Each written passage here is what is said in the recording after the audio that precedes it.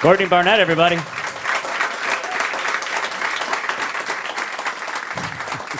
hard hitting those high notes this early in the day. Yeah, well, you did okay. You did all right. Thank you so much for being here. Thanks for coming. Thanks for having me. This is really nice. It's nice to have you on this stage again. You were one of the first artists to play this stage when we opened it up, and it was your first show here in the United States. So we're so cool. It's so cool that you're back here again. We're not so cool, but you are definitely. You definitely it's a pleasure are. to be back. Yeah. Thank you. Last time we saw you here in Chicago, you were with Kurt Weill. You played a number of shows, like 3 shows at the Empty Bottle, at Thalia Hall, at University of Chicago Rockefeller Center, in supporting the record that you guys did together, a lot of Sea Lies. You guys seem like real kindred souls, you and Kurt. You have a real connection. How did that all come about? I guess we kind of met through, we had a couple of mutual friends, and we met a couple of times, touring and festivals, and I did a show for him in Melbourne and opening up, and over time we just became friends and joked about making a song together, and then a song turned into many songs, which turned into a tour and an album. So you did that tour. What was your takeaway from playing with Kurt? Like, did you learn anything from that experience? Yeah, lots. I mean, like I try to learn from every single experience I do, but that was, I don't know, the band, we put together this amazing band, and it was just a kind of a slight step outside my comfort zone maybe, and I also play guitar in Jen Clower's band, and just kind of doing different things to kind of, to keep me on my toes. And Jen is your partner, and the cool thing is that she also opened those shows. She toured with you, which Yes. which must have been a really nice thing to do, like, you guys doing a tour together like that. Yeah, it was cool. It was and it was the first time that Jen had played in America, so then we came back and did band shows with her, and it was great. Yeah. So where did that fall in, like, in the timeline as far as your new album? Tell me how you really feel. Was that in the middle of the process that you were doing the record, or?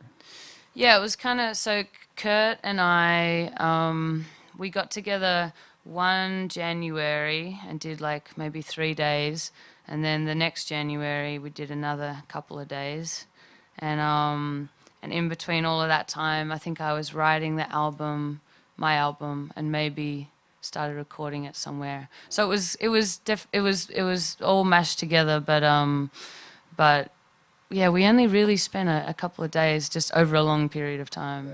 Was it somewhat of a wonderful distraction for you to then go on tour from the record, or was the record already finished at that point? My record, yeah, I had. I know I'd finished it because I showed it. I showed it to the band. They had a little headphone listen. Wow. And I was so relieved. I don't think I could have done that tour with knowing that it stresses me out. Yeah. An unfinished album. That's kind of an interesting thing when you do show your new songs to the guys who are going to be playing with you, to Dave and Bones. Like, you must be like a little nervous at that point. Like, oh my gosh, how are they going to take this? Yeah, I think because I normally get songs to kind of 95% finished before I show them to anyone. Yeah. So by the time I show them to my band, which was Dave Moody, Bone Sloan, and Dan Luscombe for this album, I was pretty confident enough with them, but it's still very kind of vulnerable, and I was changing lyrics up until the last minute, and it's pretty scary to show them to someone. I saw where you, at least at some point in putting this record together, you sort of went off on your own and you banged out lyrics on an old-fashioned typewriter. You started using a typewriter in your writing? Yeah. Yeah. What was that like? That's a really hard thing to do, to type on a typewriter at this point. How did that help? And Well, it's really become a story. This typewriter So story. this is something you just threw offhandedly one I time? mentioned it once, and yeah, no, a friend gave me one, and I mean, we had one growing up. My mom I used to write stories on my mom's typewriter before we got a computer, and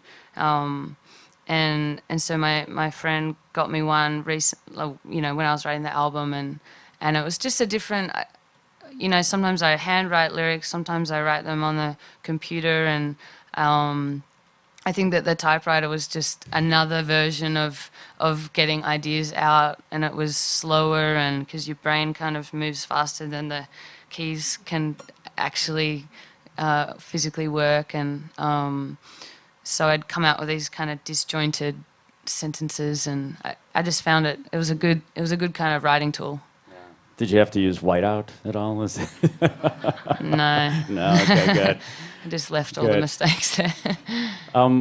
What's really cool about your lyrics in many places is that you use lines and thoughts and things that are out in the culture, and you kind of use them, but not in a cliched way. You make them sound fresh, and also you kind of twist them around a little bit to give them a new meaning. That's I think one of the things that really attracts us to your lyrics, especially on this new record.